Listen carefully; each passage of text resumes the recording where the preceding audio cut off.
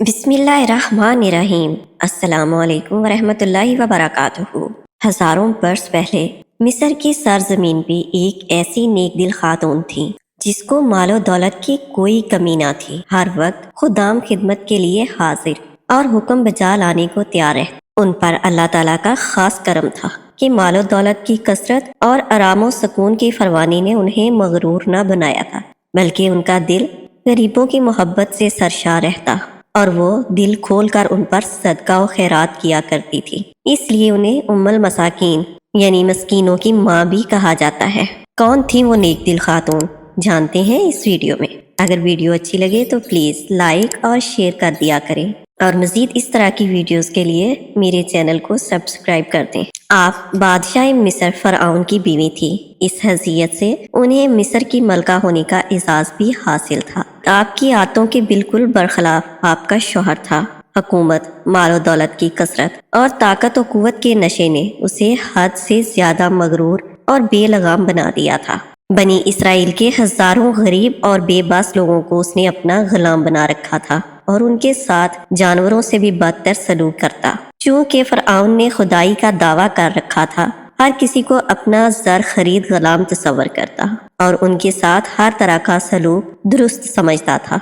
फरआउन और उसकी बीवी की जिंदगी खूब आराम और सुकून में बसर हो रही थी और वक्त यूं ही गुजरता रहा। कई सालों बाद मिस्र के सहरा हक की सदा ला इलाहा इल्लल्लाह से गूंज उठे। ये हजरत मूसा कलीमुल्लाह और हजरत हारून अलैहिस्सलाम, जिन्हें अल्लाह ताला ने फरआउन और उसकी कौम को हदायत देने के लिए माबूस फरमाया था। उन्होंने लोगों को बातिल माबूदों की पूजा से रोका और अल्लाह वहदहू ला शरीक की इबादत की तरफ बुलाया, जो सबका खालिक और मालिक है। लेकिन इस कौम ने हक तस्लीम करने की बजाय हट धर्मी का मुजाहरा किया और दोनों जलीलुल कदर पैगम्बरान के रोशन मौजज़ात देखने के बावजूद कुफर और सरकशी पर अड़े रहे और आप अलैहिस्सलाम के मौजज़ात के मुकाबले के लिए जादूगरों को इकट्ठा करने लगे। फिर एक दिन कुशादा और वसी मैदान में फरआउन अपनी फरआउनियत के नशे में आ मौजूद हुआ और सल्तनत के कोने कोने से बुलाए गए जादूगर और हजारों अफराद जमा थे, जो हक व बातिल का ये अजीम मार्का देखने के लिए जमा हुए थे।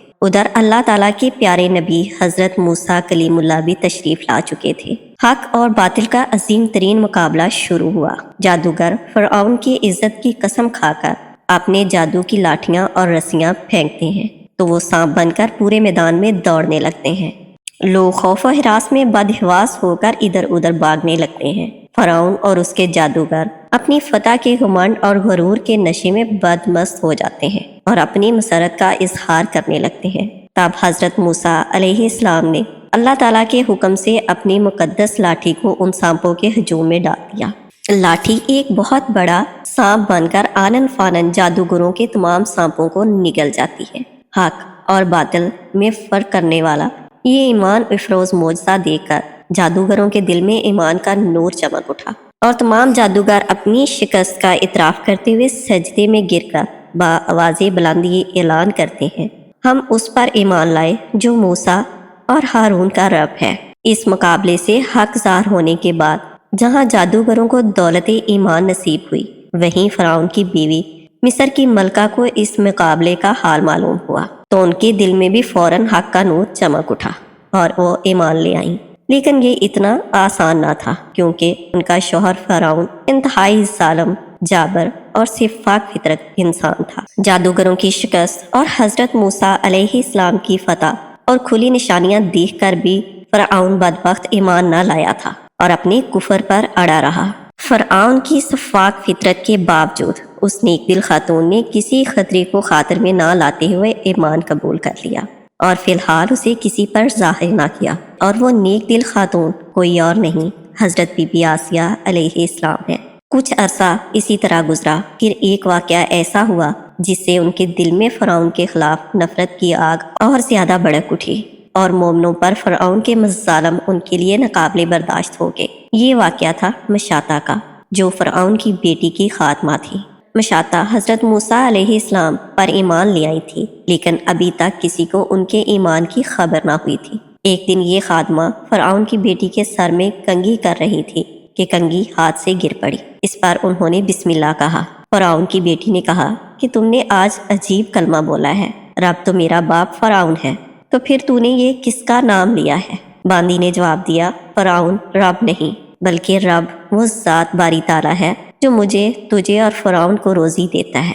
شہزادی نے کہا، اچھا تو میرے باپ کے سوا کسی اور کو اپنا رب مانتی ہے؟ باندی نے جواب دیا، ہاں، جو ہم سب کا رب العالمین ہے۔ شہزادی نے فوراً اپنے باپ کو پیغام بھیجا۔ وہ یہ سن کر سخت آگ بگولا ہوا، اور فرعون نے اس مومنہ کو بچوں سمیت دربار میں بلا بھیجا۔ جب یہ مومنہ خاتون اپنے بچوں کے ساتھ دربار میں پہنچی تو فرعون نے غصے سے بھرپور لہجے میں کہا، اے عورت، تو میرے علاوہ کسی اور کو رب مانتی ہے؟ اس مومنہ نے بغیر ڈرے جواب دیا، ہاں، میرا اور تیرا رب صرف اللہ ہے۔ اس پر فرعون بہت زیادہ بھڑک اٹھا اور اس نے تانبے کا بڑا برتن تیل سے بھر کر گرم کرنے کا حکم دیا۔